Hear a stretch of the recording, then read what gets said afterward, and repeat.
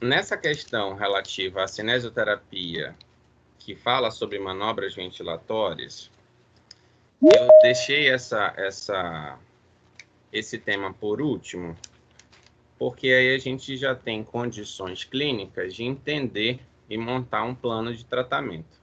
Os senhores já tiveram a ideia de como a gente se monta um plano de tratamento nessa questão que se refere a, lógico, tirando a anamnese como um todo, o restante dos senhores tem que já partir desse princípio de montar um plano de tratamento que inclua aí medidas a médio e longo prazo, né?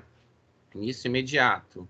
E aí, como eu já disse para vocês, essas questões que a gente tem hoje de 10 sessões, por exemplo, isso não existe especificamente, tá? Não tem nenhum dado na literatura que diga que eu tenho que fazer 10 sessões. Então, vou relembrar os senhores essa questão, porque 10 sessões a gente só vai ter em plano de saúde, por uma questão de pecuniária mesmo, né? Então, eles estabeleceram 10 sessões e o fisioterapeuta que trabalha nessa questão particular ou até pública fica com essa estigma de fazer 10 sessões. Então, tem casos, por exemplo, que a gente não vai resolver em 10 sessões, não existe isso. A fisioterapia não tem isso. O que a literatura já nos diz? Que a gente tem que fazer um plano de tratamento que eu consiga resolver. Se vai ser em 2, 3, 5, 10, 15, 35, 37, eu não tenho condições de saber, tá? Isso aí depende da clínica do paciente, depende muito da propedêutica. E o que eu sempre bati com vocês, e é o que eu mais tenho ouvido ultimamente, é nessa questão referente a tratamento, tá? Que existe uma grande confusão ainda em alguns casos. Por exemplo, tem alguns planos de saúde, e aí eu vou usar o Danilson como exemplo. Tem alguns planos, por exemplo, aqui em Manaus, algumas clínicas, que elas estabelecem 10 sessões. Dessas 10 sessões, as 2 primeiras têm que ser exclusivamente eletroterapia. A partir da terceira é que eu começo a colocar alguns exercícios. Isso é algumas condutas de algumas clínicas, tá? Professor, isso existe? Não, não existe. Eu não tenho nada que ampare, por exemplo, que eu só tenho que fazer exercício na terceira sessão, tá? Como eu já falei para vocês, ela não é um tratamento, ela é um recurso, e dependendo da clínica do paciente, eu posso colocar eletro como primeiro para poder analgesiar o meu paciente e fazer a cinesioterapia, porque a cinesioterapia é que faz todo esse processo referente ao tratamento e não a cinésio. E aí, como a gente já viu de maneira geral também, depois que você atende o seu paciente, você tem recursos aí. Você pode, por exemplo, botar aurículo, terapia no seu paciente, tá? Você pode, no final, por exemplo, também colocar parte de acupuntura, você pode colocar ventosa, como vocês já viram com o professor Paulo, essas coisas vocês já viram com o professor Paulo. Você também pode botar a aplicação da bandagem, e aí, relembrando todo o processo que eu já disse para vocês na sexta-feira, depende do meu objetivo. Tem inúmeros desenhos, né, que a gente tem condições de fazer aí, a bandagem, e o interessante é que a aplicação tem que ser exata. Não pode ter muitos desvios nesse sentido, né?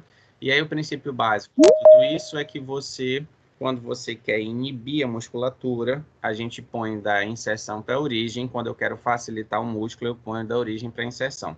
Então, de posse disso, dependendo da clínica do seu paciente, você pode fazer um desenho especificamente, tá? E aí, para a gente poder falar sobre manobras respiratórias, porque isso está incluso no seu tratamento, e mais uma vez eu vou lembrar aos senhores, eu vou fazer uma revisão rápida sobre a fisiologia respiratória, para vocês entenderem que em qualquer plano da fisioterapia precisa ter exercícios terapêuticos na questão relativa à ventilação do meu paciente, tá? Como a gente vai ver, você precisa do oxigênio, a sua célula precisa do oxigênio, isso tem que estar muito claro para você naquilo que tange o seu tratamento. Assim como eu já disse para vocês que no tratamento nós temos mobilização articular, nós temos alongamento como preparo para o meu exercício, e ele é obrigatório nesse ponto de vista, eu vou ter que colocar exercício respiratório, justamente para trabalhar aquela parte de exercício que a gente já viu, né? Que são exercícios para treinamento de força, exercício para treinamento de potência, exercício de resistência à fadiga. Então, nessa questão do raciocínio clínico, a gente consegue chegar nesse ponto específico. Então, a gente vai terminar essa questão antes da prova sobre exercícios terapêuticos, para a gente poder ter essa ideia. Na verdade, a ideia, pelos acontecimentos, né, recentes que os senhores estão cientes, a aula seria híbrida, né? Então, eu teria mais outros artifícios. Como não tem, a gente tem que fazer o que é possível durante esse processo, e até para salvaguardar a vida dos senhores, para não ter nenhuma alteração, já que todos os transportes foram suspensos pela manhã até a ordem ser mudada. Então nós não vamos ser pessoas incoerentes nesse ponto de fazer cada um ir do jeito que pode. Na verdade, não existe isso, né? A gente precisa também pensar.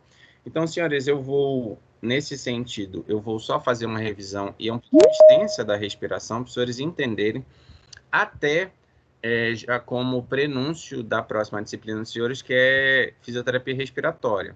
Então, isso vai dentro, óbvio. Então, vocês já vão aprender algumas manobras aqui, para na fisioterapia respiratória, vocês vão ter uma abrangência maior de algumas técnicas da fisiologia como um todo e das patologias em que a gente atende, tá? Que é justamente para os senhores já terem esse embasamento para terem cardiologia e depois ter UTI, que a gente vai ter esses pacientes cardíacos.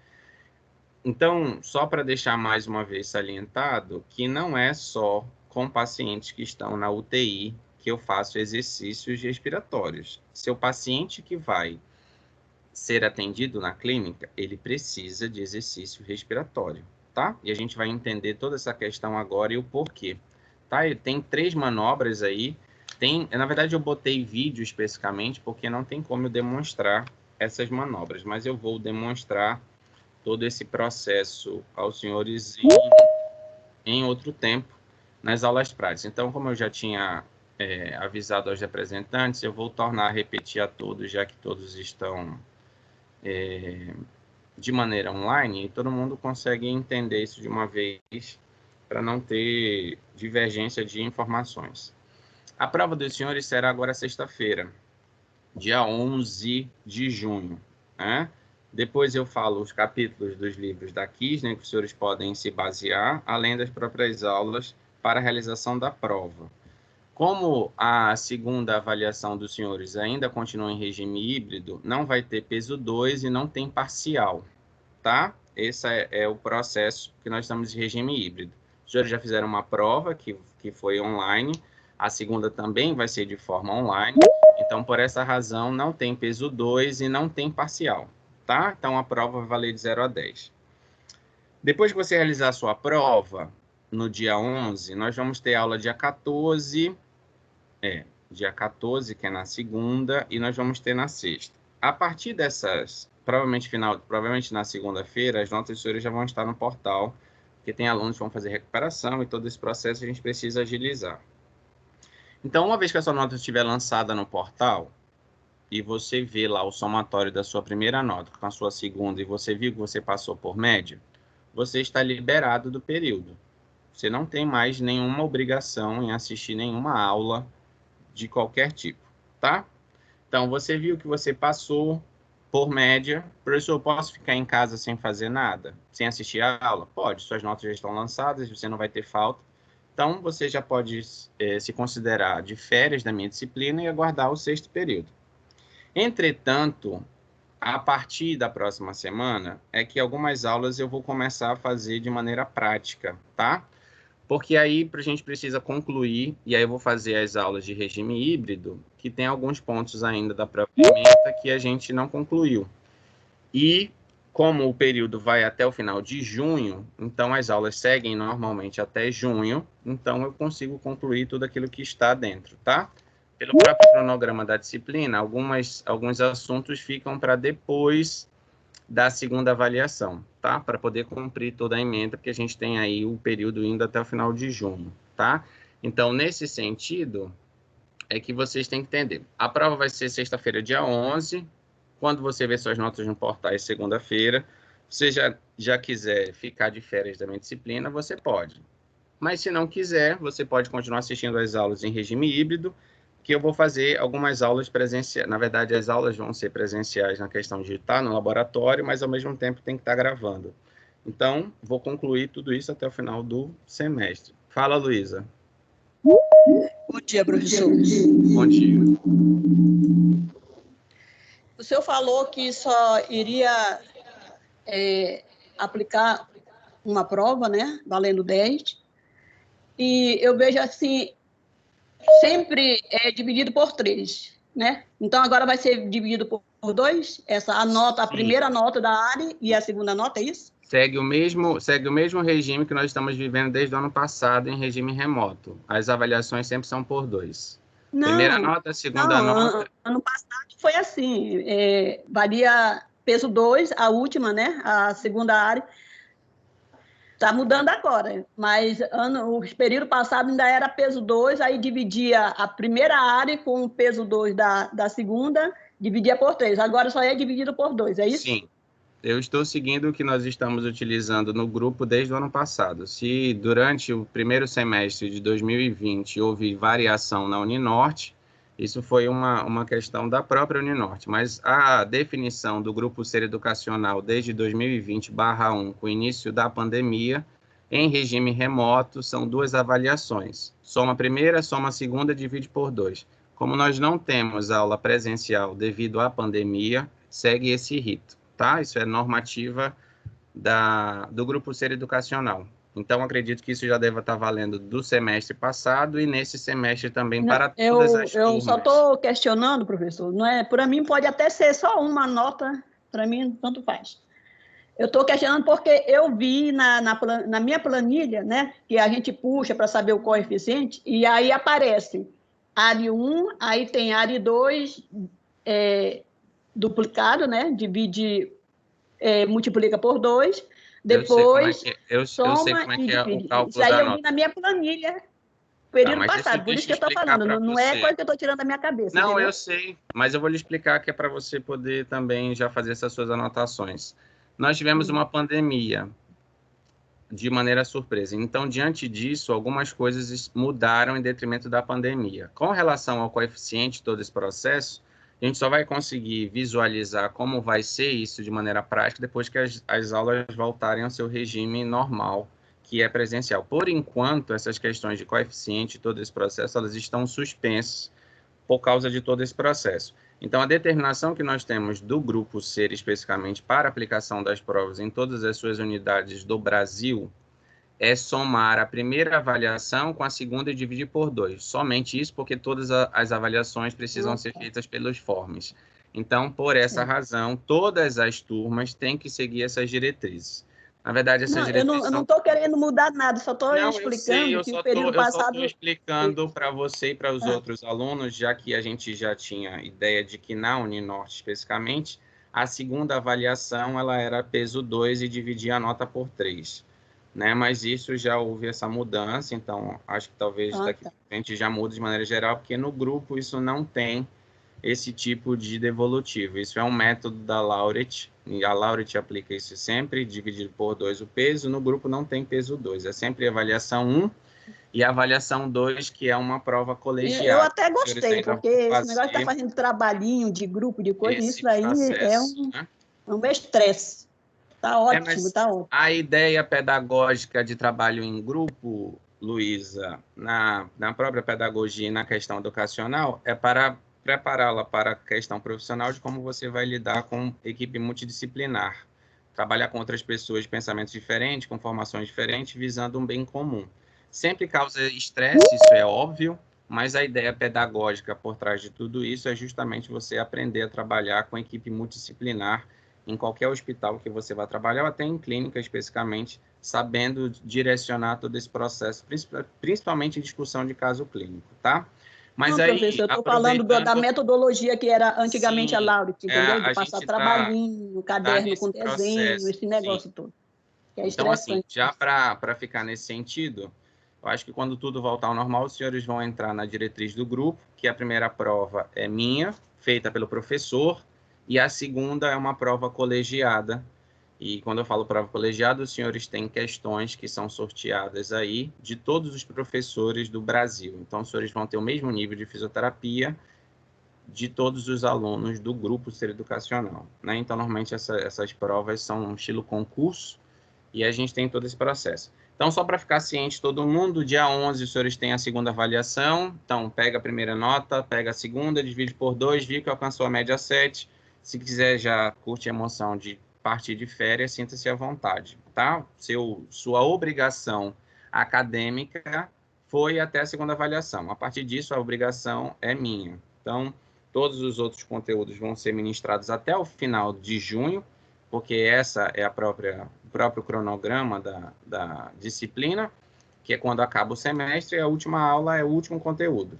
Então, alguns conteúdos vão ficar para depois da avaliação mesmo, porque isso é o procedimento normal, tá? Então, vamos lá fazer revisão, que a gente precisa ter alguma coisa, e como eu falei para vocês, tem 3 vídeos que eu passei, que eu consegui na internet, eles não estão muito bons especificamente sobre as manobras, tá?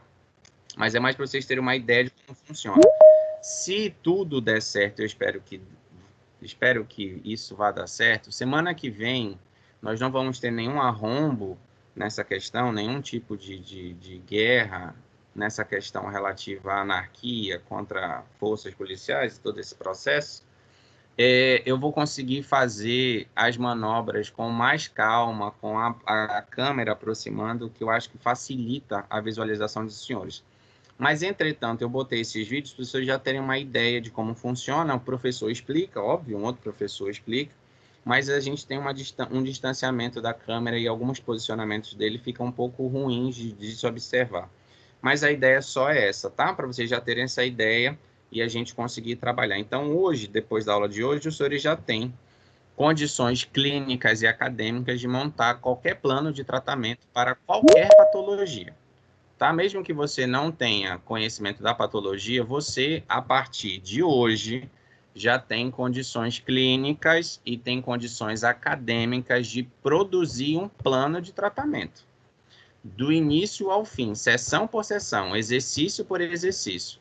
Você já tem condições. Por isso que você tem um livro muito grande da Kirchner, que tem lá vários tipos de exercícios para mobilização, para alongamento, uma gama de exercícios, assim como exercícios para potência, para resistência, para pliometria. Então, você tem um livro com vários exercícios, e aí você, como fisioterapeuta, que vai eleger o que você acha mais propício e qual é a técnica que você domina. Essa é a ideia. Você não precisa aplicar todos, você aplica aquilo que lhe é mais particular, tá? Então, vamos lá, senhores. Esse sistema respiratório. A primeira coisa que a gente precisa lembrar de tudo da anatomia é que nós vamos ter um sistema. E como todo sistema, nós vamos ter órgãos, vamos ter estruturas que participam de todo esse sistema. Então, a ideia que eu quero que vocês imaginem é o seguinte. Átomos formam moléculas, moléculas formam células, células especializadas formam um órgão, órgãos distintos, nós temos aí a formação de um sistema corporal. Então, a ideia de tudo isso é, o sistema respiratório ele tem 4 funções básicas e os senhores precisam ter isso na mente, tá? A primeira delas que a gente precisa ter em mente é a ventilação pulmonar. E quando eu falo sobre ventilação pulmonar, e aqui eu preciso que os senhores tenham o máximo de atenção, é para os senhores não confundirem o que a gente chama de ventilação pulmonar. Ventilação pulmonar, a partir de hoje, senhores fisioterapeutas, é o que você chama de respiração. O processo de inspiração e se chama ventilação pulmonar. Então, toda vez que eu falar para você, ou seus professores falarem para você, a partir de hoje, que o paciente tem problemas na ventilação pulmonar, nós estamos nos referindo ao processo de captação de oxigênio e a expiração do dióxido de carbono.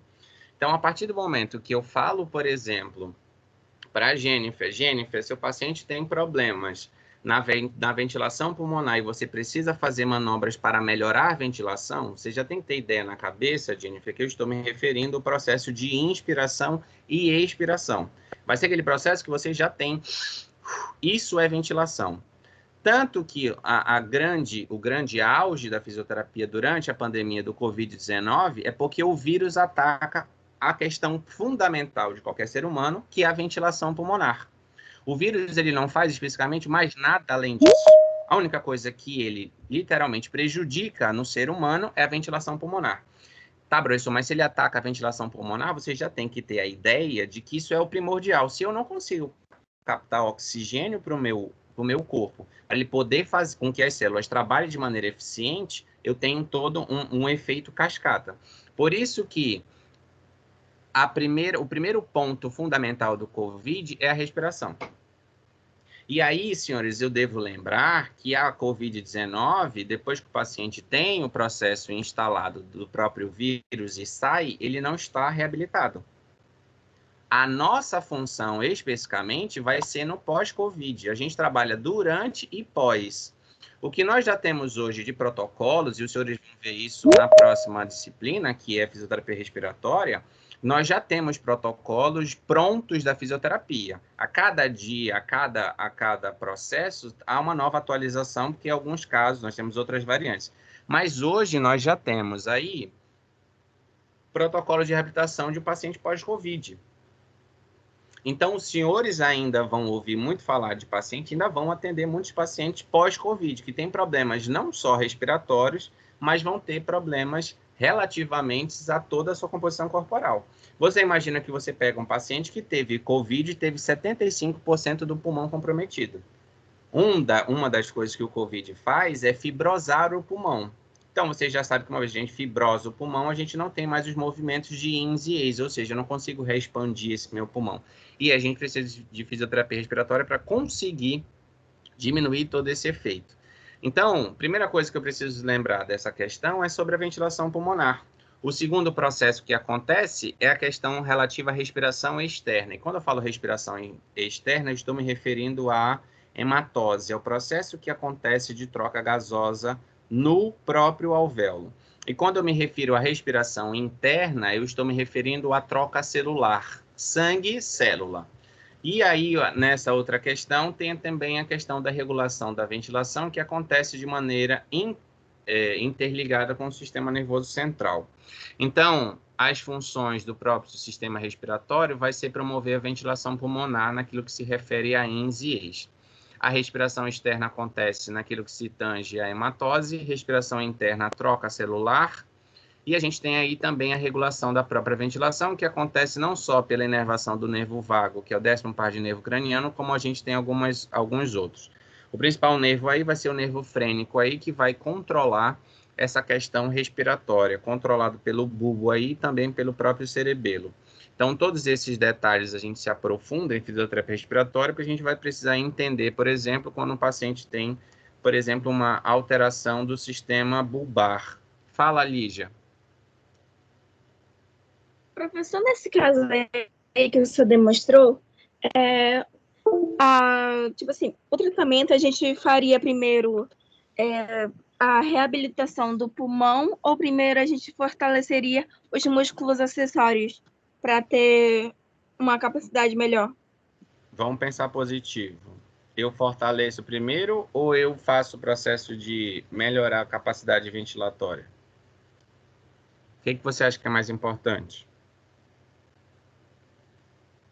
No caso, eu acho que seria mais importante fortalecer os músculos acessórios respiratórios. Vamos pensar comigo. Para um músculo trabalhar, ele precisa do quê? Força. Não. Para um músculo trabalhar, ele precisa do quê?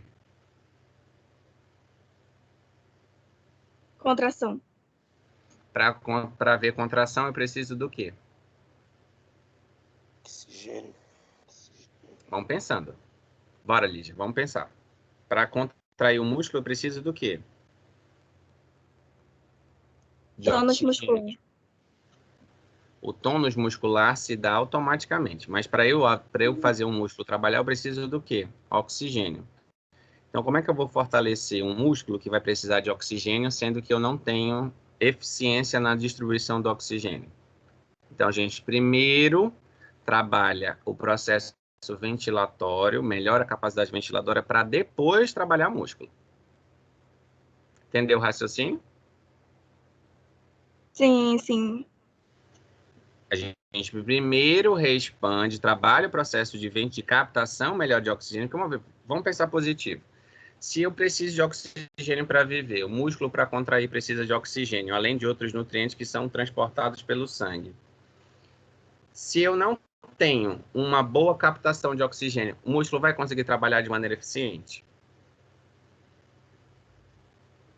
Não, por isso que a gente precisa fazer exercícios respiratórios. Porque eu preciso preparar o meu paciente para aquilo que eu preciso. Eu preciso dar combustível para ele poder trabalhar de maneira eficiente. Essa seria a ideia. Professor, então, na sequência lógica da sua pergunta, eu primeiro trabalho o processo de captação de oxigênio, eu melhoro a ventilação do meu paciente, depois eu trabalho músculo acessório. Por que músculo acessório depois? Porque eu vou dar combustível para essa musculatura acessória poder trabalhar de maneira eficiente e assim eu treinar para poder melhorar ainda mais a capacidade ventilatória. Conseguiu compreender? Porque se um paciente está fraco da musculatura e eu vou treinar, como é que eu vou treinar esse paciente fraco se ele não tem combustível? Vai ser um trabalho, por exemplo, como enxugar gelo. Você vai fazer um trabalho que o paciente não vai conseguir, você não vai ter resposta. Essa é a ideia. O paciente não vai responder ao seu tratamento. E aí o seu primeiro pensamento vai ser que a sua terapêutica está errada. Ah, os exercícios não estão sendo bem executados. Na verdade, não é isso. É porque o pensamento precisou melhorar um pouquinho. Se você consegue melhorar a capacidade ventilatória do seu paciente, você consegue trabalhar a eficiência desses músculos. Na questão da força, na questão da resistência à fadiga, na questão da potência, na questão relativa a tônus, então você deixa esse paciente melhor estruturado, tá? O raciocínio seria esse. E aí a gente precisa lembrar o seguinte, no sistema respiratório a gente tem uma divisão estrutural, e isso tem a ver com estruturas mesmo, e a gente vai ter uma divisão funcional, tá? Nessa questão relativa à estrutura, eu vou ter parte superior e parte inferior, tá? Isso aí é só estruturas do sistema. Então, quando a gente vai falar de estruturas, a parte superior, senhores, é toda essa parte aqui, vias aéreas superiores, que vai até a traqueia. A partir daqui são vias aéreas inferiores. Vocês vão ouvir muito esse termo, parte aérea superior, parte aérea inferior. Então, nariz, laringe, faringe e o início da traqueia são aí vias aéreas superiores. Vias aéreas inferiores, a gente vai ter aí da carina aos brônquios, bronquíolos e o pulmão como um todo, que são os alvéolos, tá? Então, nessa questão estrutural, a parte superior tem a ver com essa captação. Então, quando vocês ouvirem falar sobre vias aéreas superiores, estou me referindo a nariz, laringe, faringe, tá? Faringe é o que vocês chamam de garganta. E aí as vias aéreas inferiores já tem a ver aí com os brônquios, bronquíolos e os alvéolos, tá? Isso seria a estrutura, especificamente.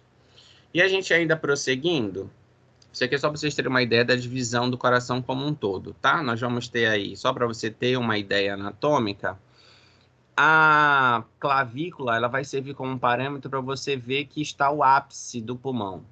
E as décimas costelas aqui, que fazem esse arco, vai lhe dar a ideia da base pulmonar. Os mamilos como um todo vão lhe dar a ideia de onde está o coração como um todo, tá? Então, numa radiografia como essa, você consegue perceber, por exemplo, que nós temos aqui a clavícula, nós vamos ter o ápice do pulmão, a base do pulmão é que a gente vai ter o coração. Apesar de que vocês não lembram muito sobre leituras de exames complementares, mas isso aqui, por exemplo, já é um indicativo de que esse paciente tem pneumonia. Pelos próprios infiltrados da radiografia, eu consigo verificar que esse paciente está no início de uma pneumonia. A gente precisa saber ler radiografia? Precisa. Porque numa terapêutica como essa, eu já tendo posse de que o paciente tem uma pneumonia, eu já preciso entrar com exercícios próprios para patologia. Isso vocês vão aprender sobre pneumonia, os exercícios. O que é a pneumonia O que é a pneumonia? Se ela é uma doença restritiva ou obstrutiva? em fisioterapia respiratória. O que vocês vão aprender comigo aqui agora especificamente é definir os exercícios. Que exercício fisioterapêutico a gente tem? Depois, nas patologias, é que vocês vão descobrir, olha, para doenças obstrutivas, a gente faz esse tipo de exercício. Para doenças restritivas, a gente utiliza esse tipo de exercício. Então, essa seria a ideia. Mas, voltando à radiografia como um todo, a gente já consegue perceber aqui que esse paciente tem diminuição de processo ventilatório na base pulmonar, tanto que a gente não tem uma boa radiografia como um todo, tá? Esse paciente provavelmente deve estar secretivo e todo esse processo, tá? E aqui a gente tem especificamente o que seria aí na anatomia a traqueia, onde está, por exemplo, a artéria carótida comum direita, né, a subclávia e todo esse processo, tá? Só para vocês terem uma ideia de como funciona. E aí a gente vai para literalmente a parte condutora, que é a parte funcional. As estruturas se referem à questão superior e inferior, e a parte condutora é aquela que vai conduzir o ar de dentro para fora. Tá? Essa é a primeira ideia que eu quero que os senhores entendam todo esse processo. Tá? Isso aqui é o que a gente tem a traqueia e aqui a carina, que vai dividir o pulmão especificamente em brônquio direito e brônquio principal esquerdo. Tá? O pulmão faz essa divisão aí e a gente vai ter essas ramificações aqui de brônquios e bronquíolos. Isso os senhores vão estudar em fisioterapia respiratória e descobrir qual é a geração de cada brônquio desse. A gente estuda tudo isso na fisioterapia, tá? Isso aí tá aí a questão de um pulmão, para os senhores verem como é que funciona esse processo dos bronquíolos, como é que está distribuído todo esse processo. A ápice do pulmão, a região medial e a região basilar do próprio pulmão, tá? Isso aqui já é um outro corte colorido, para os senhores verem como é que funciona o pulmão, tá bom?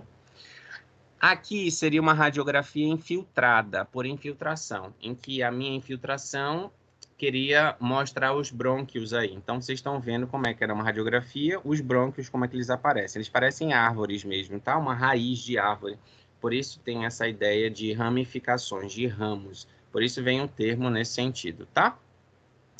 E aí, isso aqui também é para a gente lembrar, tá? A gente vai ter a parte superior do pulmão, ou seja, o ápice, a gente vai ter a região média e a região inferior do pulmão, tá? Isso aqui vai servir para mim ter uma ideia, para eu, como terapeuta, ter uma ideia de onde fazer a ausculta, tanto na região anterior quanto na região posterior, tá? Isso aqui é para a gente ter essa ideia de onde está o pulmão, onde é que eu consigo visualizar o pulmão como um todo.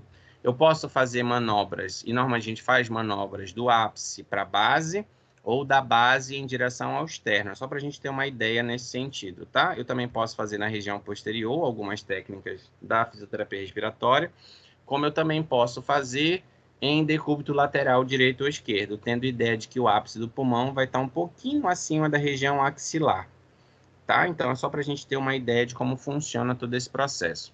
Ainda dentro da fisioterapia respiratória, os senhores já devem ter visto em exame clínico isso, sobre a ausculta pulmonar, tá?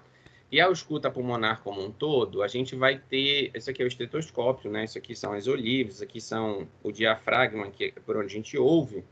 E a ideia da ausculta pulmonar é para a gente principalmente verificar essa questão relativa à ventilação pulmonar. Então, como eu já tinha dito, era para ter levado o estetoscópio para a gente poder fazer a ausculta. Mas como não foi possível, a gente vai entender o seguinte. A ausculta pulmonar se refere ao... O que a gente ausculta? A gente não ouve, senhores, na anatomia, na fisiologia. Quando a gente vai falar sobre o processo de ouvir algum som no corpo, a gente chama de ausculta, tá? Então, quando eu vou ouvir algum som do corpo, eu me refiro a esse som como sendo ausculta. Como eu quero ouvir os sons pulmonares, eu vou chamar de ausculta pulmonar. Professor, tem outro tipo de ausculta? Tem. Tem a ausculta cardíaca, em que eu vou ouvir os sons do coração. Então, na ausculta pulmonar, ela vai servir de parâmetro para mim, durante a minha avaliação como fisioterapeuta, ver como estão os sons pulmonares, para eu poder, de posse disso, ter uma ideia diagnóstica para poder escolher o melhor exercício para aplicar naquele paciente concernente a exercícios respiratórios. Fala, Luísa. Professor, peraí. Professor, é o seguinte, com relação... Me desculpe, eu vou voltar só um pouquinho atrás, tá? Volte. Porque eu fiquei um pouco em dúvida na sua resposta para a Lígia, né?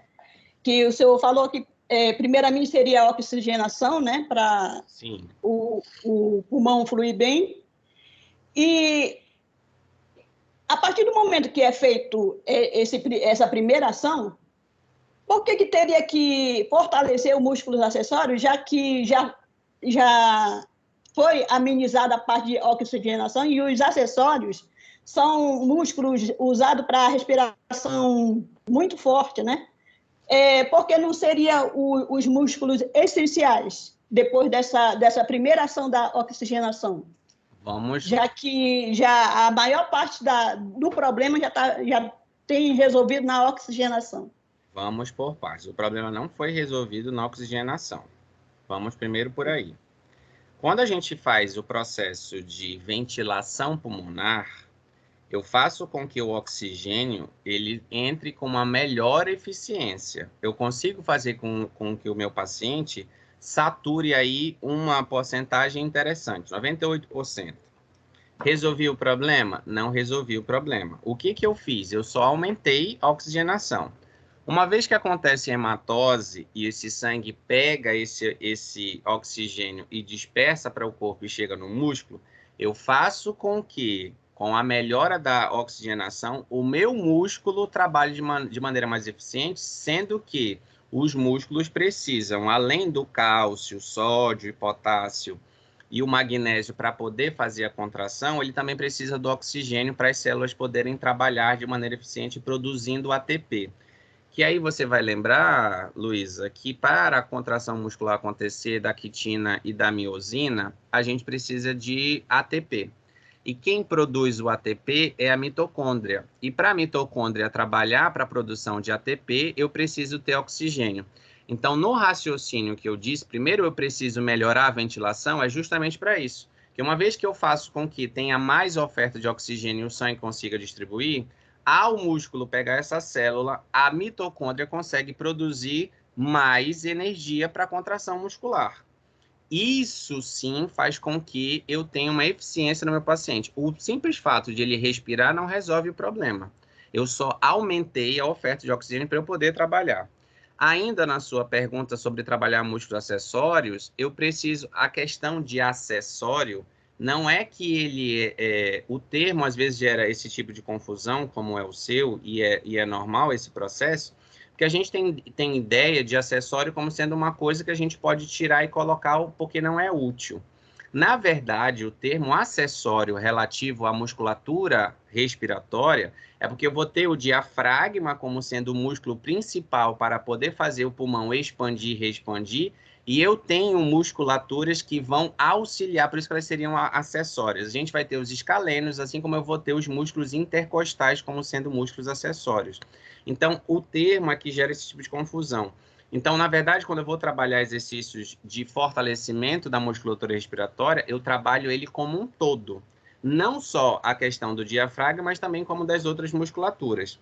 Ainda no seu questionamento, quando um paciente tem problemas de ordem respiratória, é que fica evidente o que ele faz de uso da musculatura acessória, porque é uma medida do corpo para conseguir captar mais oxigênio, para ele poder ter todas as suas funções. É a respiração forçada, né, chamada? Isso. Na verdade, respiração forçada a gente tem em vários momentos, mas o paciente utiliza muito a musculatura acessória para poder captar o oxigênio. Então, de maneira, por exemplo, um paciente que tem, por exemplo,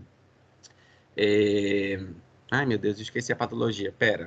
Enfisema pulmonar, por exemplo, é muito evidente ele ter, por exemplo, os escalenos sobressaltados aqui. Você vai ver, principalmente por causa que ele se insere próximo à clavícula aqui, primeiro arco intercostal, você vai ver que ele faz tudo isso, porque como a gente vai ver aqui rapidinho, eu vou voltar na imagem, essa aqui pode ser, ele precisa dessa musculatura, principalmente para puxar, porque ele está respirando muito por ápice pulmonar, tá? Então, a gente vai ver que ele tem uma respiração ineficiente nesse sentido, e ele está utilizando muito essas musculaturas que auxiliam esse processo da mecânica respiratória. Respondido as perguntas?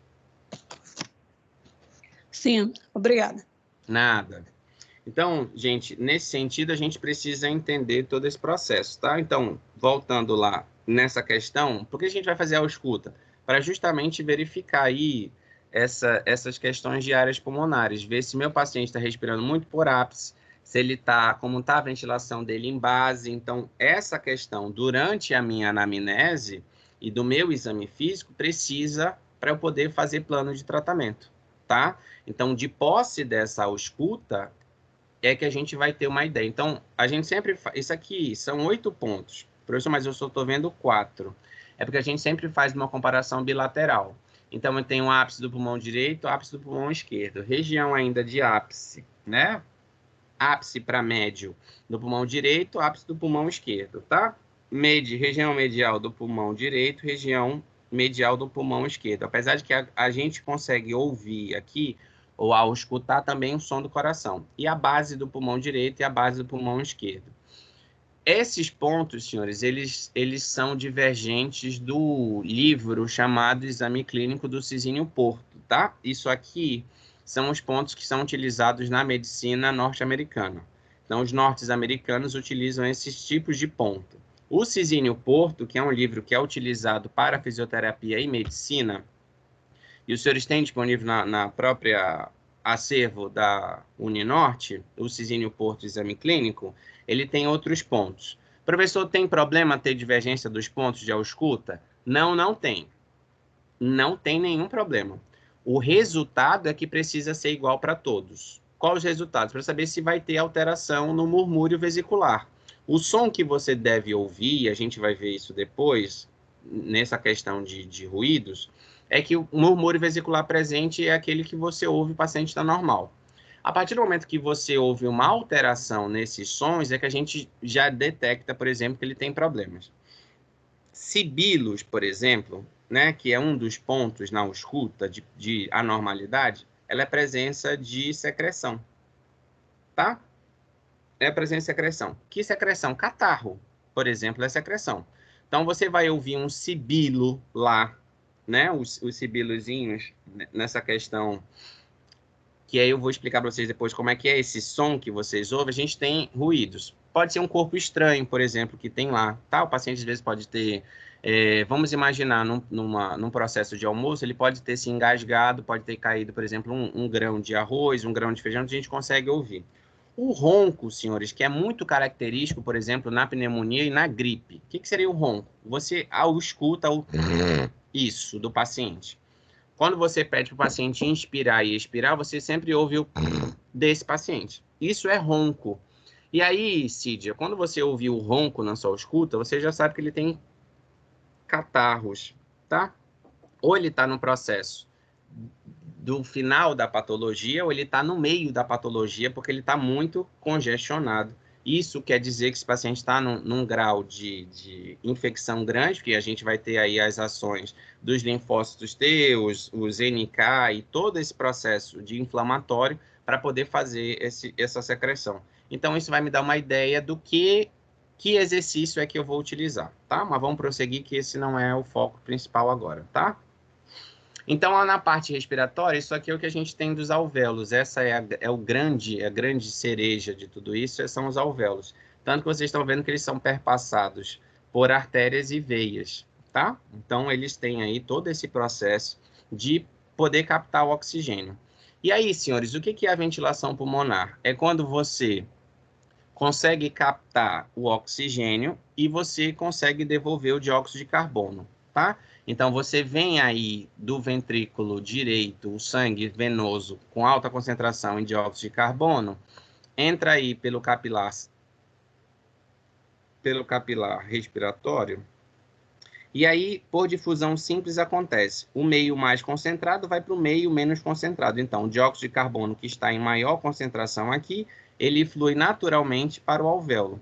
O oxigênio que está presente no alvéolo, ele segue o mesmo princípio, ele vai do meio mais para o meio menos. Aqui no alvéolo ele tem uma maior concentração, no capilar sanguíneo ele tem uma menor concentração, então ele flui automaticamente. E é aqui nesse momento que a gente tem o que a gente chama de hematose. E é isso especificamente, doutores, que a gente vai fazer com que o nosso paciente tenha. A gente vai fazer exercícios para melhorar essa ventilação, ou seja, essa entrada de oxigênio e essa saída de dióxido de carbono, tá? Até aqui todo mundo conseguiu entender esse processo? Dúvidas aí? Então, voltando lá, a pergunta da Lígia e também foi dúvida da Luísa aí nesse sentido. Por que eu primeiro trabalho a ventilação? Porque eu preciso fazer com que meu músculo trabalhe com maior eficiência. Quando eu trabalho a ventilação, eu faço com que a entrada de oxigênio seja mais efetiva, tá? Nessa questão, ela tem maior eficiência. Com isso, o sangue vai levar esse oxigênio para as células e o músculo, por exemplo, que é uma célula que a gente trabalha muito na reabilitação, de posse desse oxigênio, consegue trabalhar com maior eficiência, produzindo energia. Então, a gente consegue melhorar a eficiência do músculo através da respiração. Por isso, doutores, que em qualquer plano de tratamento seu, você precisa trabalhar a musculatura respiratória do seu paciente, tá? Esse é o processo. Professor, mas eu vou reabilitar joelho. Tá, joelho para ver movimentos, além dos ligamentos, eu preciso de músculo. O músculo precisa de oxigênio? Precisa. Uma melhor eficiência de oxigênio melhora o trabalho muscular? Trabalha. Um dos seus pontos na reabilitação não vai ser trabalhar a resistência à fadiga? Então, para o músculo poder resistir à fadiga, ele precisa ter oxigênio. Tá? Esse é o processo. Vou trabalhar força, por exemplo, né? Fortalecimento muscular. Músculo para trabalhar precisa de oxigênio? Precisa. Se eu melhorar o oxigênio, melhora-se a performance? Melhora. Tá? Por isso que uma das nossas primeiras funções é trabalhar a respiração. Professor, posso fazer exercícios combinados, Cídia, por exemplo, no início da sessão? Pode. Durante seu processo de alongamento, por exemplo, você pode trabalhar com seu paciente manobras ventilatórias ao mesmo tempo. Pode pedir para ele inspirar e expirar, como a gente vai ver algumas manobras, como até durante a própria mobilização articular, você pode fazer esse atendimento em conjunto. O que eu quero que vocês tenham ideia no tratamento da fisioterapia é que ele não é uma coisa ortodoxa, ou não é uma coisa cartesiana. Você tem ali uma linha de tratamento em que você pode fazer combinações. Por exemplo, professor, eu posso usar a eletroterapia com exercícios de treinamento de força? Pode. Professor, eu posso usar alongamentos e mobilizações com a respiração? Pode. Tanto que você tem uma modalidade que utiliza isso há milênios e que você chama de yoga. A yoga, tirando toda a parte mística, o que ela trabalha? Cinesioterapia com respiração. É isso. Cada postura deles, o que eles pedem muito para você fazer é trabalhar a respiração. Isso é exercício de cinésio? Professor, eu posso usar algum dos exercícios da yoga para trabalhar no paciente? Pode. Isso não é contraindicado. É só a ideia que você tem que ter para que você vai usar aquele exercício. Pronto. Tem lá alguns exercícios, por exemplo, são muito usados na yoga, da própria cinésio. O que eles fazem é só colocar a respiração. Posso trabalhar isso no meu paciente? Pode trabalhar no seu paciente. Tá? Então, existe essa dinâmica na própria fisioterapia que é interessante. Você não tem que ser muito cartesiano nessa questão.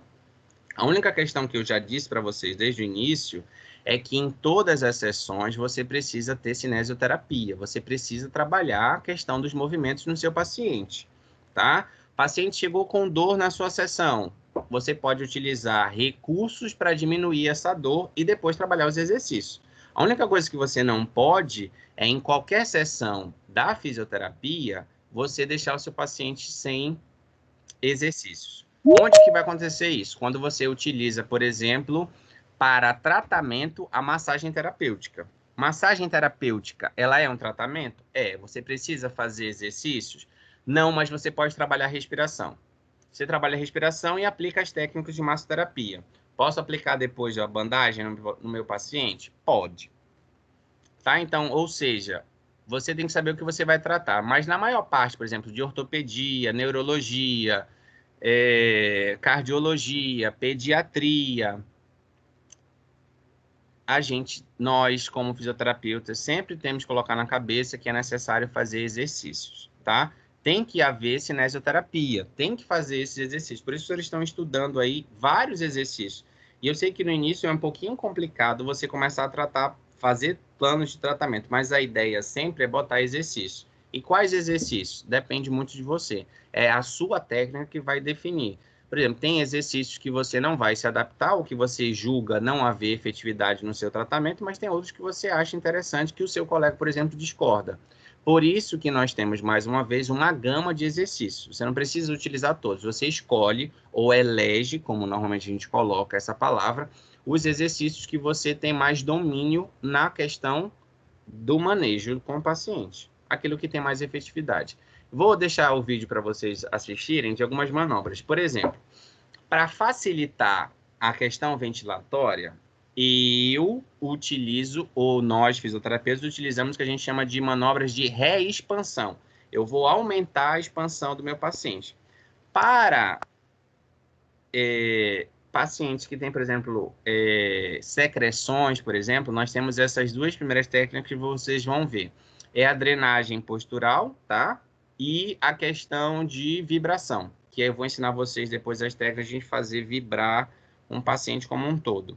Eu acho que vocês conseguiram visualizar essa questão da vibração. Eu acho que no dia que eu atendi a Jennifer, eu não lembro, acho que eu não vi todo o vídeo, tá? Mas eu acho que eu consegui, eu acho que vocês viram fazendo vibração na Jennifer na hora que eu estava trabalhando no processo respiratório, tá? Mas eu vou botar o vídeo para vocês verem essa manobra. Primeiro, eu acho que é a drenagem postural, depois tem a vibração e depois a gente tem manobra de reexpansão aí, que é essa questão referente a... a drenagem postural é a primeira, tá? Deixa eu ver se vai aqui o vídeo. Bora, amado. 50 anos depois.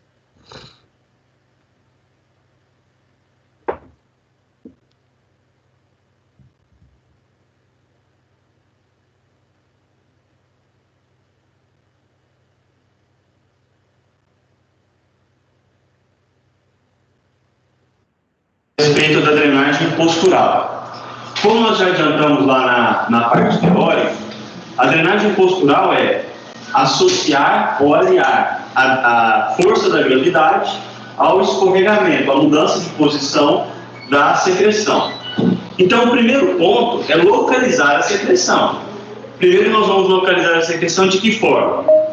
Fazendo a ausculta pulmonar, fazendo a percussão pulmonar, fazendo, por exemplo, o teste de expansibilidade, os testes que nós aprendemos na semiologia. Identificado o local da secreção, eu vou fazer com que essa secreção se desloque para a linha média dos dois pulmões. Por que a linha média? Porque é a região do hilo pulmonar, que é onde entra o bronquifonte. Então, independente de onde estiver a secreção, o meu objetivo é fazer com que essa secreção se desloque para a linha média. Tudo bem? E aí tem na literatura a descrição de 12 posturas diferentes. Se essa secreção estiver em ápice, por exemplo, o que eu vou fazer é pedir para o paciente elevar e vou utilizar o triângulo aqui para deixar o ápice mais alto do que o terço médio, ou do que a base. Deixo nessa postura por 15 minutos, a secreção vai descendo. Se ela estiver mais lateralizada, eu posso pedir para o paciente deitar nessa posição, mas um pouquinho de lado. E aí essa secreção vai escorregando para o ápice.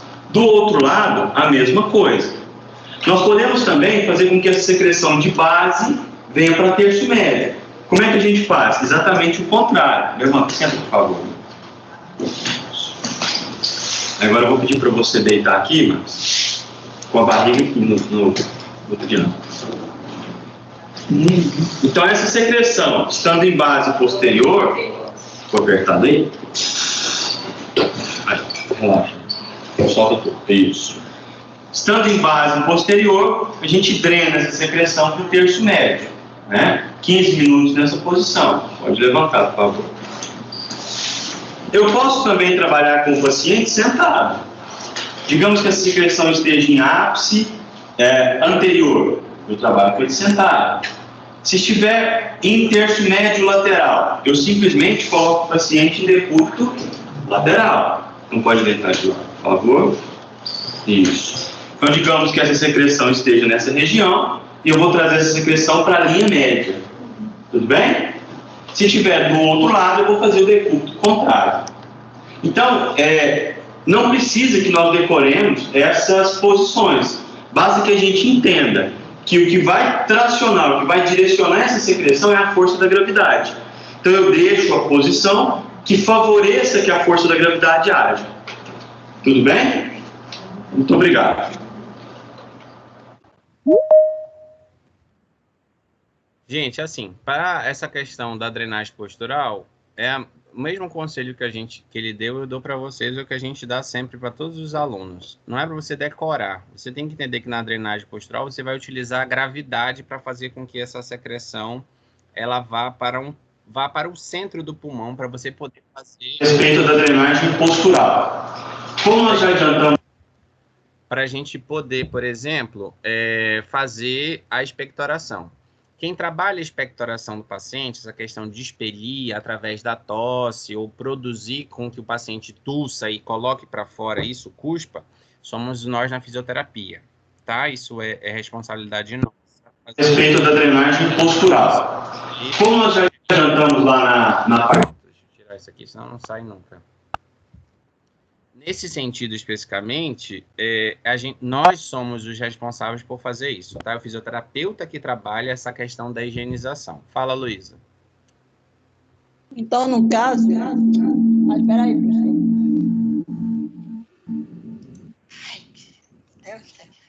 Então, no caso, professor, o cinesioterapeuta é um e o fisioterapeuta é outro.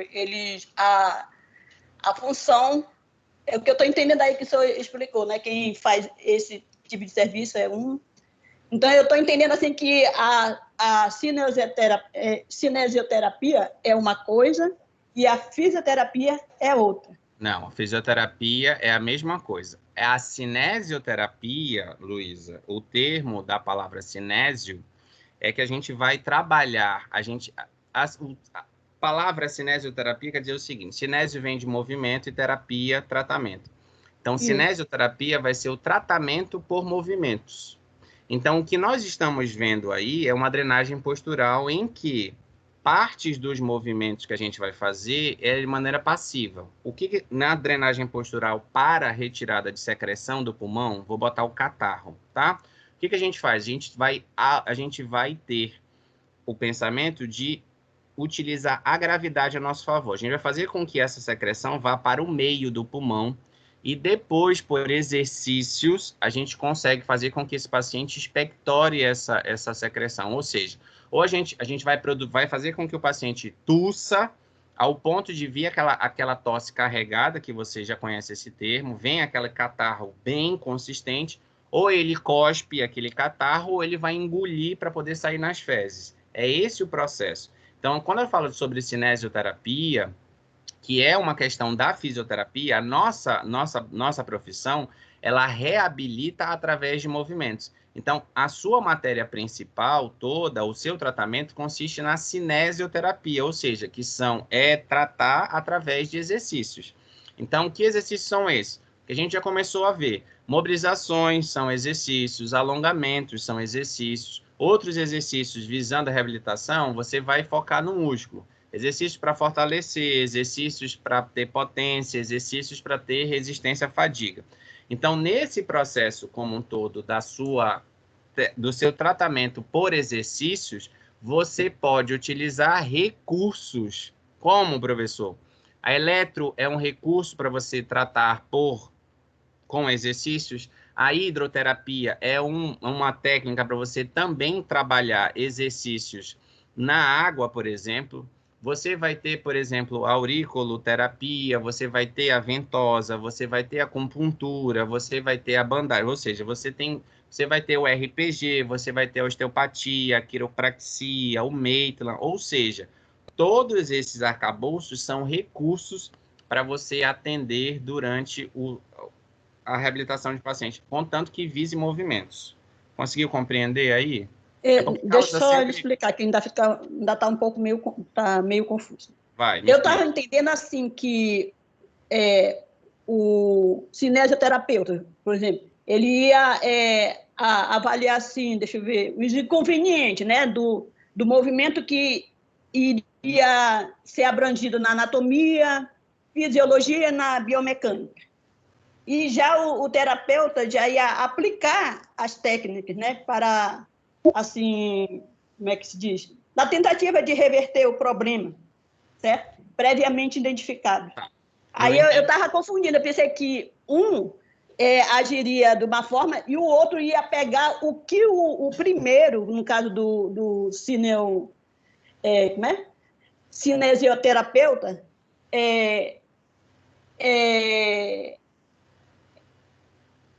não estou encontrando o tempo, que o cinesioterapeuta ia oferecer para que o fisioterapeuta fosse agir na ação da... Tá, eu entendi a sua pergunta, mas vamos aos termos. Não existe cinesioterapeuta. Você é o cinesioterapeuta. Você é o que faz exatamente o que você falou. Você vai estudar o problema pela anatomia, pela fisiologia, pela biomecânica, e você mesmo, de posse do seu diagnóstico, vai tratar. Você é a fisioterapeuta. É você que faz o diagnóstico cinesiológico funcional e é você que trata. O seu raciocínio está certo, mas eu não tenho duas pessoas, eu tenho uma pessoa só. Você é a pessoa que vai fazer o diagnóstico, tanto que o nosso diagnóstico não é clínico. O diagnóstico clínico é médico que dá. O fisioterapeuta dá diagnóstico cinesiológico funcional. É ele que vai fazer essa questão diante da anatomia, da biomecânica, descobrir qual é o problema. De posse que ele dá qual é o problema, ele mesmo vai resolver. Conseguiu compreender? Agora tá. Isso é fisioterapia. É isso que nós somos, fisioterapeutas. Eu estava embananando na minha cabeça isso aí, de ser, não, que uma trabalhava com a parte da fisiologia, biomecânica. Você trabalha com os dois. Você trabalha com a biomecânica como um todo, a anatomia, e ao mesmo tempo que você mesmo vai dar o tratamento. É você que faz isso sozinho. É as duas coisas em um. Fala, Jennifer. Entendi. Obrigada. Nada. Fala, Jennifer. Esqueci, professor. Já esqueci, já. Oh, meu Deus, essa mente, né? Vamos melhorar essa nutrição aí para esses neurônios fazer esse caminho melhor, né? Tá muito lento esse negócio, hein? Tô esquecendo tão rápido. Olha esses neurônios aí, hein? Vamos lá para a próxima. Quando lembrar, tu me avisa. Escreve aí. Drenagem postural. Tá bom. Vamos para a vibração. Tu lembra, né, aproveitando, tu lembra que eu fiz vibração em ti, não lembra disso? Lembro sim, professor. Lembrei o que eu ia perguntar. Fala. Essa avaliação postural foi com o senhor fez quase, bem dizendo, não, acho que o senhor fez em mim aquela avaliação postural, né? Não fiz a drenagem. O que eu fiz foi manobra de reexpansão, que vai ser a última, associado com a vibração. Deixa eu ver outra coisa também que passou pela minha cabeça. Eu fiz você inspirar e aí no final eu vibrei. Que era só para melhorar essa questão ventilatória. Eu lembrei, tá? Mas eu lembrei da pergunta que eu ia falar. Pergunta. Sobre o catarro, tá? Isso também vale também para quando a criança está com, por exemplo, com falta de ar, quando está com o nariz entupido. Sim, claro. Porque como não consegue dormir, né? Qualquer paciente seu que tenha problemas respiratórios, a função é sua. Professor, crianças que estão com catarro, por exemplo, sua filha. Professor, eu estou com minha filha, ela está gripada e está com bastante secreção, está com bastante catarro. Eu posso fazer exercício respiratório? Deve. Você vai trabalhar para higienizar e depois expandir o pulmão dessa criança. A ideia é que a gente acelere esse processo de reabilitação, tá? Então deve fazer. Não é só em adulto que a gente faz respiratória. Mas, professor, tem idade para fazer assim? Tipo, o meu filho tem 6 meses, se eu fosse fazer nele. Teria algum problema? A gente tem fisioterapia neonatal, Marcione. Eu trabalhei, por exemplo, durante parte da residência no Balbina Mestrinho, com fisioterapia respiratória, em bebê que tinha 2, 3, 4 horas de vida, entubado e tudo. A gente fazia intubação. Então, nesse sentido, não tem idade. Você tem que ter só o cuidado. Existe, óbvio, técnicas, mas existe só a adaptação para o paciente. Bebê muito pequeno, a gente não vai fazer com a mãozona toda, a gente faz com dedos. Tá? A criança, dependendo do tórax, a gente coloca a mão. Essa é a ideia. A gente tem a mesma técnica, só que a gente tem variação na aplicação. Conseguiu compreender? Professor, Fala, Poliana. eu tenho uma dúvida. É porque, assim, o senhor falou que a gente percebe quando a pessoa está com secreção nos pulmões através de um barulhinho, né? Da ausculta. Porque, assim, eu tenho um gato e ele tá fazendo esse barulho, entendeu? Aí eu tô pensando, será que ele tá com infecção? Não, é que o gato ronrona. Esse ronco que você... Daí eu vou explicar. Professor, ele faz direto isso. Todo gato faz isso. Eu vou explicar por que vem o termo de ronco. Veio dos gatos. Eu tá? pensei até que era o coração dele, entendeu? Batendo Não. Tanto que você não ouve esse grunhido dele? Sim. Esse som que a gente chama de ronco é o que você vai auscultar num pulmão. Seria mais ou menos essa a ideia. Você vai conseguir ouvir essas movimentações. É a secreção vibrando, por exemplo, por causa da entrada e saída de oxigênio. Entendeu? Então, Isso assim... é normal? Normal. Eles fazem isso o tempo inteiro.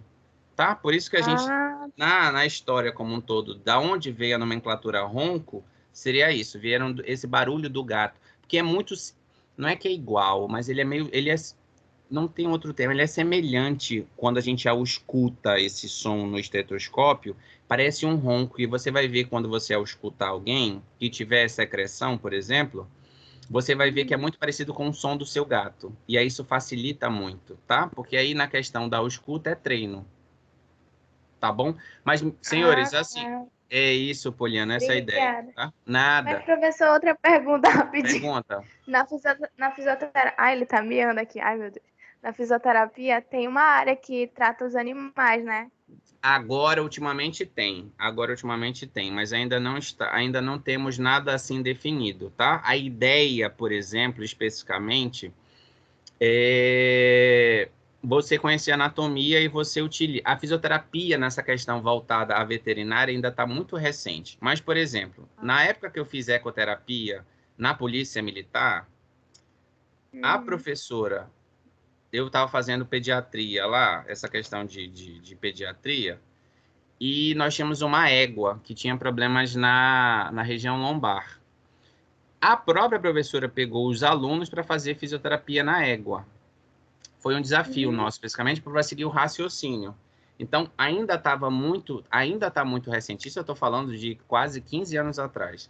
E a gente conseguia tratar a égua nessa questão por causa do mesmo raciocínio, porque quando é mamífero nessa questão, em alguns estudos de comércio, a gente tem quase o mesmo funcionamento de um humano. Na questão, e aí, voltando lá ao que a Luísa falou, aí, Luísa, a gente utiliza a questão da biomecânica. A gente vai ver as estruturas desse animal, por exemplo, e a gente vai ver como é que é a mecânica. De posse desse conhecimento biomecânico, a gente consegue, por exemplo, ver qual é o problema e conseguir tratar. A grosso modo, Poliana, seria isso, tá? Então, nós ainda estamos caminhando ainda nessa questão da fisioterapia voltada à veterinária, tá? Mas você vai ver, por exemplo, terapeutas que trabalham com cavalos, tá? Na reabilitação de cavalos. Ah, entendi, professor. Obrigada. Nós temos artigos para isso, tá? Tem todos os processos. Por exemplo, eu tinha um gato que ele teve fratura das pernas e quem fez a fisioterapia nele foi eu. Estudei anatomia do gato, óbvio. E aí eu reabilitei na questão da deambulação dele. Ficou normal, nada extraordinário. E ele ficou bonzinho? Ficou. Nenhum processo. Legal. É emocionante, faz processo. É só a questão de... Mas a gente tem estudos... nós já temos artigos científicos nesse sentido, tá, gente? Eu não estou falando nada extraordinário, não. É só você pegar lá. Tem poucos artigos ainda. E a maior parte é publicação em língua inglesa. Mas nós já temos, assim, esse tempo. Acho que daqui a um tempo vocês vão ver especialização em fisioterapia animal, tá? Eu acho que a gente não está caminhando muito distante para isso, não. Já descobriu-se que tem efetividade, né? Enfim, vamos lá. Passar o próximo, que é sobre vibração. Vamos ver se a gente consegue. Vocês conseguem ver aí.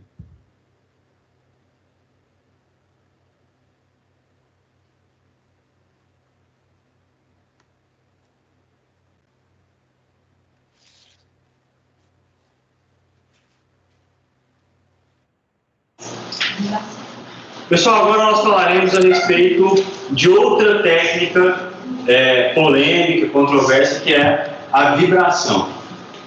A técnica de vibração, ela consiste em você fazer uma contração da musculatura do antebraço, de forma que essa contração se transforme num vibrar das mãos. Não é sacudição a técnica, não vou sacudir a mão, vou vibrar a mão. Então você consegue através da contração, não sei se vocês estão vendo aí, vocês conseguem através da contração da musculatura do antebraço. Não é fácil de se conseguir, é uma técnica que exige bastante treinamento, cansa bastante, e é uma técnica que eu particularmente gosto de associar com a tapotagem quando é possível. Então eu estou tapotando. De repente eu cansei da tapotagem, eu passo para a vibração, para descansar um pouco o movimento. Como é que eu posiciono? Eu posiciono uma mão sobre a outra. Quando eu faço essa postura, eu vou estender os braços totalmente e vou contrair o antebraço. Olha. Contrai o antebraço. Às vezes, você pode ter uma mão que vibra mais do que a outra. Então, você tem que descobrir isso. Então, ó, a minha mão direita, ó, quase não vibra. Eu não tenho essa habilidade. Na esquerda, eu já consigo um pouco mais de qualidade. Mesmo assim, não é uma técnica que, para mim, é eficaz. Porque eu não tenho tanta possibilidade de movimentação. As pessoas que fazem exercício, que têm um antebraço, quanto mais forte você tiver o antebraço, maior vai ser a sua capacidade de vibração. Tudo bem? Posso associar a vibração à drenagem postural. Aliás, eu devo associar a vibração à drenagem postural. Então, o mesmo exemplo que eu usei anteriormente, que para ficar mais fácil aqui, olha. Ápice, eu posiciono, vibro e mantenho. A vibração é tanto inspiratória quanto expiratória. A tapotagem é tanto inspiratória quanto expiratória. Não precisa necessariamente esperar um ciclo. Se você for fazer a vibrocompressão, que é uma técnica que nós vamos aprender quando for falar de expansão pulmonar, aí você deve ficar atento ao ciclo respiratório. Mas para vibrar simplesmente, não há necessidade. Alguns livros, algumas bibliografias trazem que ela deve ser feita só no momento da expiração. Por quê? Porque no momento da inspiração, qualquer força que você coloca no tórax, você impede o movimento da caixa torácica.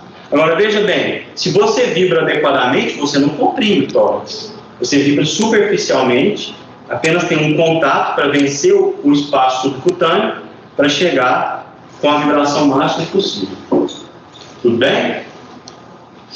Ok. Gente, essa questão da vibração, Fala, Luísa, pergunta. Professor, eu assisti o vídeo. Por exemplo, se os pais não conseguirem fazer esse tipo de vibração, por exemplo, na criança, né?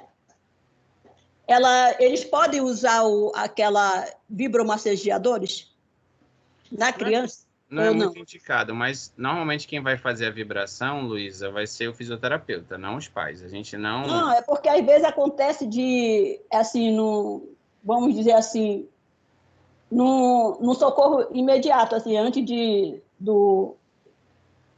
chegar levar ao fisioterapeuta, ao pronto-socorro, algo parecido para... Mas essa técnica, especificamente, não é para emergência, ela é para tratamento.